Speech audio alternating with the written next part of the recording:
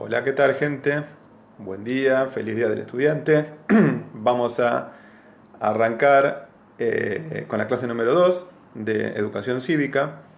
Habíamos visto en la clase número uno una especie de introducción a la Constitución Nacional y algunas de sus características fundamentales.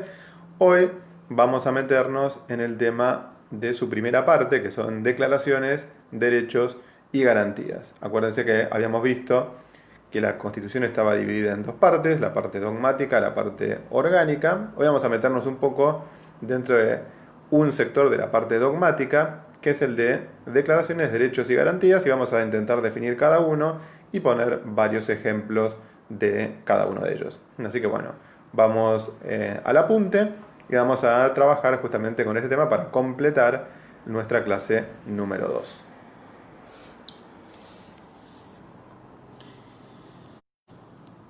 Tres palabras, ¿sí? Declaraciones por un lado, derechos por el otro, garantías por el otro. Dijimos que figura en esta primera parte de la Constitución. Vamos al primero, ¿sí? Cuando hablamos de declaraciones. ¿De qué hablamos cuando hablamos de declaraciones? Bueno, si tenemos que hacer una definición cortita, decimos que son enunciados, o sea, afirmaciones sobre el Estado, sobre la existencia del Estado y algunas de las características del Estado, sobre la relación entre el Estado y las provincias, incluso sobre la relación entre las autoridades del Estado y los habitantes. O sea, las declaraciones son afirmaciones, son cosas que se dicen y que no se van a poder contradecir en todo el resto de la Constitución. ¿Sí? Lo que vamos a ver son algunas de esas declaraciones en concreto, ¿sí?, para poner ejemplos, para ver de qué se trata cuando hablamos de declaraciones constitucionales. ¿Sí? Es igual que cuando yo digo una declaración, ¿qué es una declaración? Y bueno, declaro que tengo tales bienes, o sea, estoy diciendo algo, ¿sí?, poniendo de manifiesto algo. Bueno, el principal o la principal quizá declaración es que Argentina va a ser un Estado que va a tener una forma de gobierno representativa, republicana y federal. Ya vimos en la clase anterior de qué se trata cuando hablamos de un sistema federal, ¿sí?, que hay una diferencia y niveles entre provincia y nación. En la clase que viene vamos a ver de qué se trata en esta forma representativa y republicana. Pero esto es algo que, si la Constitución no se cambia, no puede transformarse, es una declaración, está ahí firme siempre. Otra de las declaraciones, que hoy por hoy es bastante más controvertida y bastante más discutida, es por ejemplo que el gobierno sostiene al culto católico romano. O sea, si bien no hay una religión única, el Estado se hace cargo de mantener o de sostener a la Iglesia Católica. Digo que es una posición discutida porque últimamente han surgido posiciones sobre la división justamente de Iglesia y Estado.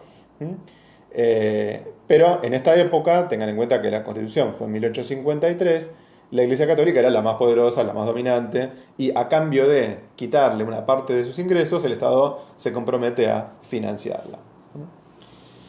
Otra de las declaraciones es que el gobierno federal va a residir en una capital, que es la que conocemos como capital federal. Piensen que en aquella época no estaba determinado cuál iba a ser la capital del país, entonces lo que decía la Constitución es que, bueno, en algún momento va a haber un gobierno para todo el país en el que va a haber un lugar específico del territorio que va a ser una capital que va a servir para todo el territorio y no va a ser la capital de ninguna provincia.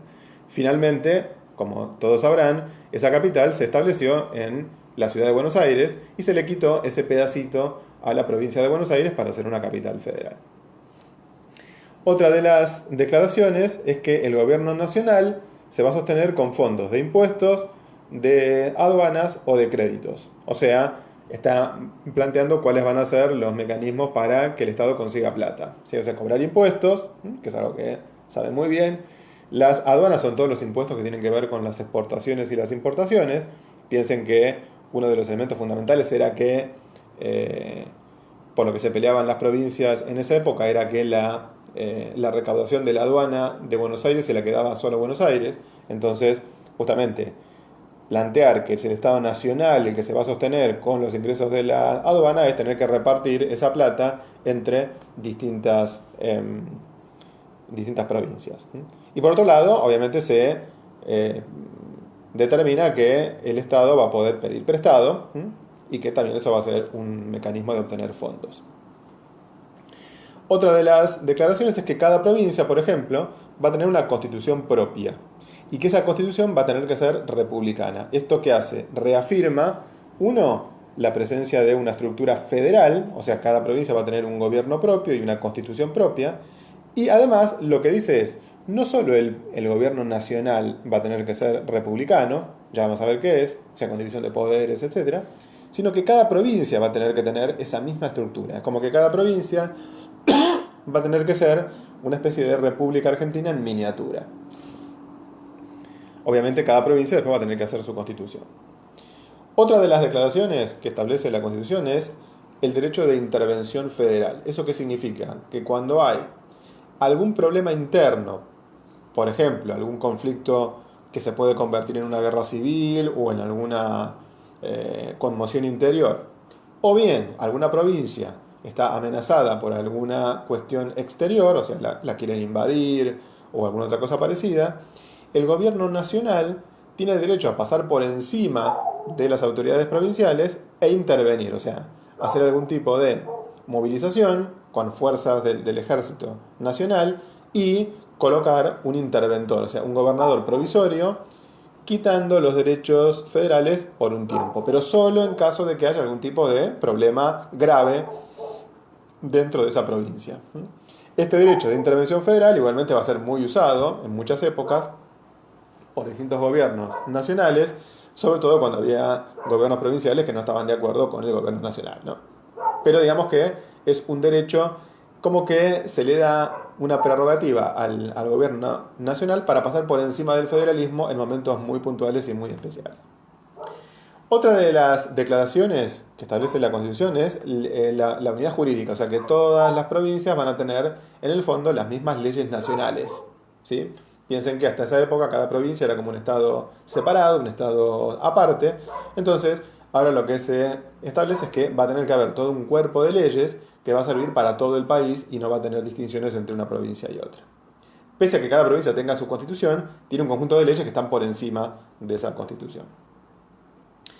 Bueno, un elemento fundamental también para esa época era la abolición de las aduanas interiores. Piensen que hasta esa época uno tenía que cada provincia tenía una aduana propia, o sea, para vender, comprar productos entre una provincia y otra, había que pagar como una especie de peaje, ¿m? Para poder transportar esas mercaderías. Bueno, el resultado es que todo se encarecía en el tráfico comercial entre una región y otra. Entonces, uno de los cambios que establece la Constitución es eliminar todas esas aduanas internas y dejar solamente las aduanas entre el país y los otros países del exterior. Otra de las declaraciones es que se pueden crear nuevas provincias. Tengan en cuenta que en esta época solamente hay 13 provincias, más la de Buenos Aires, y con el tiempo se fueron creando provincias nuevas. Chaco, Formosa, Santa Cruz, Chubut, La Pampa. Y la última que se creó fue la de Tierra del Fuego en 1990. Hasta ese momento lo que existían eran las provincias originales y después cuando se conquistaban territorios nuevos, por ejemplo Patagonia y Chaco, se les daba la categoría de territorios nacionales. O sea, eran una especie de territorios administrados por el poder central, por el gobierno nacional, pero que no tenían ni constitución ni autonomía. Con el correr de los años, esos territorios nacionales se provincializaron y ahí sí pasaron a tener constituciones y autonomía. Repito, el último fue el de Tierra del Fuego recién en 1990, en la época de Menem. Otra de las declaraciones es que la Constitución va a seguir vigente aun cuando se interrumpa el orden constitucional. Este es uno de los cambios que se produjo en la reforma de 1994. ¿Qué significa esto? O sea, hubo tantos golpes de Estado en la Argentina entre 1930 y 1980 que algunos lo que dijeron es que no se podía eliminar las consecuencias legales de la Constitución, aun cuando viniera, no sé, un militar o alguien haciendo un golpe y dijera que la Constitución no sirve, o que la Constitución no se aplica. O sea, lo que dice este artículo es que si yo vengo y quiero eliminar la Constitución, si en algún momento me sacan del poder, esa Constitución siguió vigente durante todo el periodo. Entonces a mí pueden juzgarme como que soy un un golpista, digamos, y que puedo atentar contra el orden constitucional. Otra de las declaraciones es que los partidos políticos son instituciones fundamentales del sistema. Esto lo vamos a ver en las unidades posteriores, donde vamos a tomar el tema de los partidos políticos y sobre todo el tema de las formas representativas de gobierno. O sea, lo que está diciendo la Constitución es que el pueblo no puede gobernar directamente ni con formas de democracia directa, sino que siempre tiene que hacerlo a través de los partidos políticos, lo cual también es una cuestión que en estos últimos años se ha puesto en discusión, ¿sí? O sea, si los partidos políticos efectivamente representan o no al conjunto de la población argentina, ¿sí? Estos dos últimos, ¿sí?, son lo que se conocen como nuevas declaraciones, están hechas en un sector, una sección aparte dentro de la Constitución, ¿sí?, que se hizo con la reforma de 1994. Pero bueno, así uno tiene un pantallazo, o sea, todas estas son enunciados, o sea, son cosas que la Constitución afirma y que supuestamente el resto de la Constitución no puede desmentirlas y el resto de las leyes tampoco pueden contradecirlas. Por eso hablamos de declaraciones, en el cual ellos dicen son enunciados solemnes. ¿Solemnes qué significa? Que no pueden ser discutidos, que son sagrados, digamos, ¿sí?, para la Constitución tal como está armada. Bueno, vamos a ir a nuestro segundo punto, que es el tema de los derechos. Acuérdense que la Constitución habla de una primera parte de declaraciones, derechos y garantías. Ya vimos qué son las declaraciones, vamos a ver qué son los derechos. Y decimos que los derechos son facultades o atribuciones que se le reconocen a los habitantes del Estado. O sea, cosas que los habitantes del Estado pueden reclamar o tienen la facultad o el derecho a hacer o a no hacer. Vamos a ver ahora cuáles son los más importantes. Lo más importante es que estos derechos no son absolutos. Por ejemplo, yo tengo el derecho dentro de los derechos que vamos a ver, tengo por ejemplo el derecho a circular libremente. Pero resulta que también tengo el derecho a un medio ambiente sano y a la salud. Entonces, si se da una circunstancia como la que existe hoy, en donde tengo que limitar la circulación por una cuestión sanitaria, yo puedo limitar ese derecho absoluto por una ley y decir, bueno, mire usted no puede circular de esta manera, pero efectivamente esto tiene que ver con que también existen otros derechos que se superponen con ese. Otro de los ejemplos podría ser, yo tengo el derecho a circular, pero también hay gente que tiene el derecho a trabajar. Y entonces van y cortan una ruta, por ejemplo, y uno de los derechos porque esa gente que corta una ruta está ejerciendo el derecho a la protesta, por ejemplo.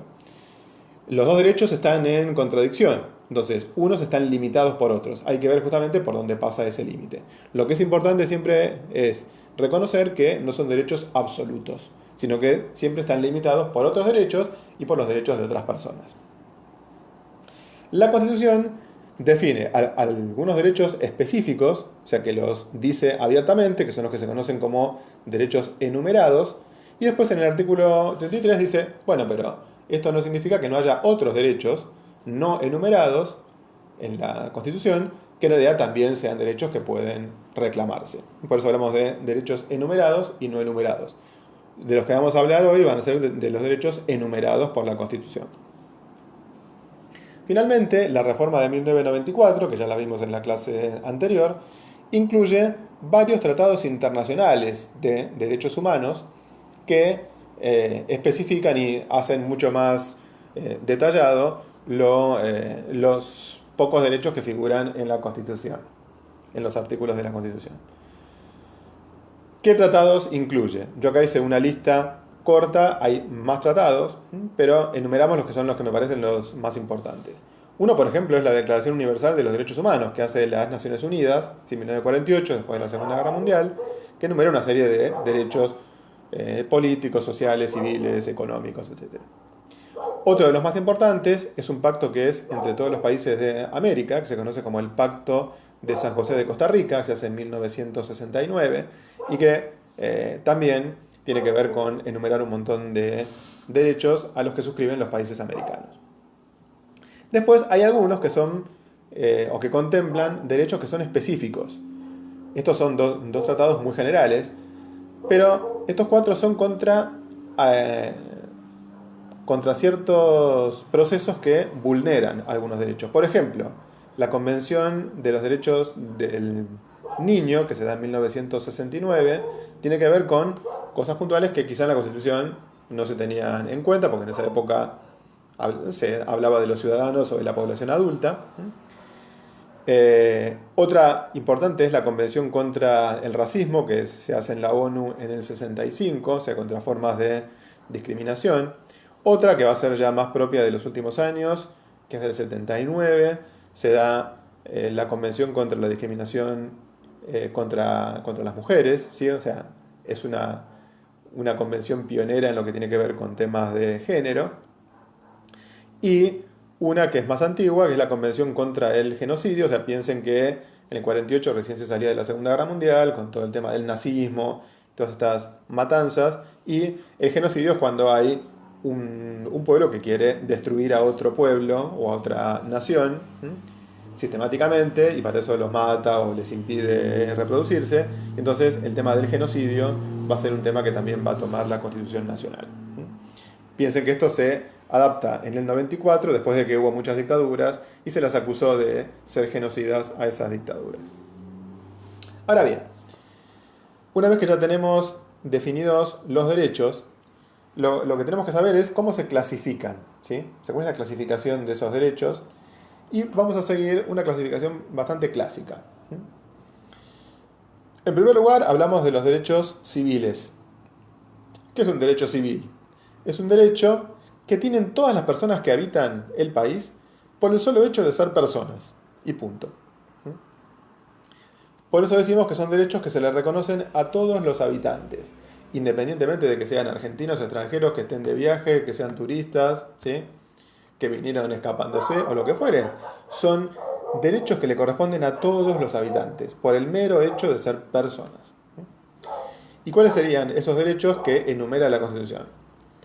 Ejercer cualquier tipo de industria, o sea, instalarse y trabajar abiertamente, asociarse, o sea, ponerse varios que se dedican a la misma cosa y hacer algún tipo de agrupación, publicar sus ideas libremente, tener la religión que quieren y profesar ese culto públicamente, no ser discriminados por ningún motivo fundamental, entrar, circular, salir del territorio, sin que se pongan muchas trabas, enseñar y aprender, o sea, ir a una escuela o ejercer el oficio de la enseñanza, y disponer de su propia propiedad, ¿sí? O sea, piensen que los constitucionalistas del siglo XIX estaban muy preocupados por el tema de la propiedad y porque el Estado no confiscara ni quitara las propiedades de la burguesía privada.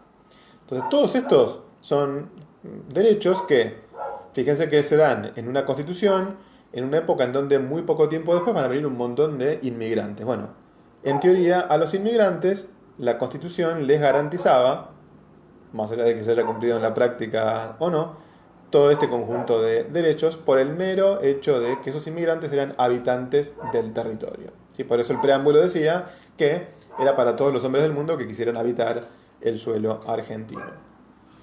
Ahora, el tema es que un poquito más adelante empiezan a surgir otros problemas, porque gran parte de esos inmigrantes van a ser obreros, van a ser asalariados, van a tener problemas que tienen que ver con su trabajo, con su salario. Entonces, en lo que va a ser la constitución peronista, ya hemos visto que se incluyeron varios derechos sociales, y después, si bien la constitución peronista se eliminó, quedó un artículo, que es el artículo 14 bis, en el cual se van a mantener una parte de esos derechos sociales. ¿A qué llamamos derechos sociales? Justamente a los que le corresponden a todos los trabajadores que están en relación de dependencia o que son asalariados. O sea, el 80 o 90% de la población que son obreros. ¿Cuáles serían esos derechos que le corresponden a los obreros asalariados? Uno, el más importante y que no se cumple en tanto y en cuanto hay un 10% de desocupación, es a trabajar dignamente. Otro, por ejemplo, es a tener una jornada limitada. Una de las grandes conquistas de la clase obrera fue tener solamente 8 horas de trabajo por día. a vacaciones pagas, ¿sí? A que tengan un periodo de descanso anual y que el empleador lo pague. A una retribución justa, esto está sujeto a grandes discusiones, pero a un salario que les garantice, digamos, su reproducción como trabajadores. A un salario mínimo, la Constitución habla de un salario mínimo vital y móvil, o sea, un salario que se fija por ley, que no puede ser nunca menos de eso, que tiene que ser vital, o sea, tiene que servir para poder vivir dignamente, y que tiene que ser móvil porque tiene que moverse de acuerdo con el costo de la vida. Otro de los derechos sociales que la Constitución plantea es la participación en las ganancias de las empresas, cosa que no se aplicó casi en ninguna época histórica, sí, pero está en la Constitución. Otro es el de la protección contra el despido arbitrario, o sea, en el caso de que me despidan sin tener una justa causa, que tengan que pagar mi indemnización, etc. Y finalmente, el derecho a organizarme sindicalmente, ¿sí? O sea, que los trabajadores puedan juntarse por oficio y que puedan tener sus propios gremios y sus propios sindicatos con los cuales puedan pelear por todas estas cosas anteriores. Por eso, el derecho de huelga, por ejemplo, va a ser un derecho que le cabe a los sindicatos y que justamente forma parte de todo este entramado de derechos sociales, ¿sí? O sea, fíjense que muchas veces los derechos civiles y los sociales entran en contradicción y hay que ver cuál es el punto justo, digamos, para ver cuál de los dos es el que al que hay que darle prioridad, ¿sí? Igualmente, estos derechos no son los únicos, ¿sí? Hablamos de derechos civiles, hablamos de derechos sociales y también hablamos de derechos políticos. ¿Qué es un derecho político? Es el que le corresponde a lo que llamamos los ciudadanos. O sea, ya no le corresponden a todo el mundo, sino a aquellos que han obtenido un papel que dice que son ciudadanos argentinos. O sea, por ejemplo, un turista que está de viaje tiene derecho a publicar sus ideas, pero no tiene derecho a elegir a los gobernantes. Lo mismo pasa con un inmigrante que se instala y todavía no se nacionalizó. Entonces, ¿cuáles van a ser esos derechos políticos que se le garantizan a los ciudadanos? Creo que los dos más importantes son a elegir autoridades y a presentarse como candidatos. A elegir autoridades, acuérdense que para la Constitución argentina el pueblo no gobierna directamente, sino que tiene que elegir a través de los partidos políticos a representantes. Por lo tanto, la Constitución le da a los ciudadanos el derecho a elegir esas autoridades. Y lo mismo a presentarse como candidato. Si yo soy alguien de otro país o soy un inmigrante, no tengo ese derecho a presentarme como candidato hasta que no me nacionalizo. El derecho a peticionar a las autoridades, hay algunos que lo consideran un derecho civil, porque en realidad cualquier extranjero podría peticionar, pero como tiene que ver con lo político, yo lo incluí acá, porque se tiene que ver con el tema del poder, aunque esto no le corresponde solo a los ciudadanos, sino a todos los habitantes del territorio. Y después, dos derechos políticos que se han sumado en la reforma del 94 son, por ejemplo, armarse en defensa de la Constitución y a presentar proyectos de ley por iniciativa popular. Armarse en defensa de la Constitución significa que si hay algún grupo que quiere tomar el poder y quiere eliminar esa Constitución, la Constitución le da el derecho a los ciudadanos comunes a armarse para defender la Constitución. Y lo mismo pasa con algo que se convierte en una obligación, ¿sí? Que es, en el caso de que haya una guerra o lo que fuere, el Estado puede convocar a los ciudadanos a armarse para defender al Estado. Y el tema de los proyectos de ley por iniciativa popular, si bien lo vamos a ver más adelante, es una nueva estructura que se genera en los últimos años, en donde ya no solo son los diputados y los senadores los que tienen la chance de generar proyectos de ley, sino que puede presentarlos la ciudadanía mientras junte una determinada cantidad de firmas. Bueno, una vez que ya hemos visto estos tipos de derechos, vamos a agruparlos. A los que se llaman derechos civiles y políticos se los denomina derechos de primera generación. ¿Por qué? Porque fueron los que surgieron primero. En el siglo XIX estaban sobre todo preocupados por cómo se organizaban la ciudadanía, o sea, quiénes podían participar, y por los derechos de propiedad y los derechos civiles. Dijimos que más adelante empiezan a surgir los problemas obreros y entonces surge lo que se conoce como la segunda oleada de derechos, que son los derechos sociales o de segunda generación. En los últimos años se incorporan nuevos derechos, algunos de los cuales entraron en la reforma de 1994, que se los llama derechos de tercera generación. Quizás los dos más importantes que surgen son el derecho a gozar de un medio ambiente sano, o sea, por ejemplo, a tener el derecho a que no contaminen el aire, el agua, y también los derechos del consumidor. O sea, por ejemplo, que si yo consumo algo, que tenga una información veraz, que no me estafen, etc. O sea, estos son algunos de los nuevos derechos que se consideran derechos de tercera generación y fueron incluidos también en el texto constitucional. Bueno, ahí tenemos entonces un pantallazo de lo que son los derechos. ¿Qué nos queda? Nos queda definir qué son las garantías. Las garantías son, en realidad, yo los definí como recursos legales que tienen por objeto reparar violaciones a los derechos. Porque uno puede decir, bueno, está bien, la Constitución reconoce un montón de derechos. Pero ¿qué pasa si esos derechos no se cumplen y nadie me da pelota? Bueno, la Constitución establece un sistema por el cual yo como ciudadano puedo presentar ante las autoridades judiciales algún tipo de escrito o algún tipo de reclamo que haría que esas autoridades estuvieran obligadas a reponer mi derecho de una manera relativamente rápida. Uno podría decir, esto se cumple solo hasta cierto punto, pero esa garantía lo que intenta es como cuando yo digo, tengo una garantía de un producto, si yo compro un producto y no me funciona, yo tengo una garantía, o sea, puedo ir al vendedor y decirle, bueno, a ver, yo tengo la garantía en mi mano, solucioname el problema. Bueno, con el tema de las garantías constitucionales pasa algo parecido. Si a mí me están violando o me están deteriorando un derecho, yo puedo ir al juez y decirle, bueno, juez, yo tengo esta garantía, quiero que me arreglen el problema rápidamente. Por ejemplo, ¿cuáles son las garantías más comunes enumeradas por la Constitución? Que no me pueden condenar sin un juicio previo. O sea, si a mí me condenan a la cárcel o a algún tipo de castigo sin un juicio previo, yo puedo decir, no, bueno, esto está mal hecho, puedo recurrir y presentar una garantía. Otra cosa es que, o sea, por ejemplo, aquel que es juzgado por las autoridades no puede ser obligado a declarar en mi contra. O sea, nadie puede obligarme a declarar en contra de mi persona. Otra de las más importantes es que yo no puedo arrestar a nadie sin una orden escrita de una autoridad que sea competente en el tema. Otro es la inviolabilidad del domicilio. No se puede entrar en un domicilio si no tengo una orden que tiene que ver con que tuve alguna prueba que me permite, que le permite a las autoridades entrar en mi casa. O sea, todo esto, digo, tiene que ver con que si alguna de estas cosas no se cumple o las autoridades no la cumplieron, yo puedo ir a un juez y decirle, mire, a mí me están arrestando en forma injusta o no están siguiendo los procedimientos adecuados, entonces el juez tendría que liberarme, por ejemplo.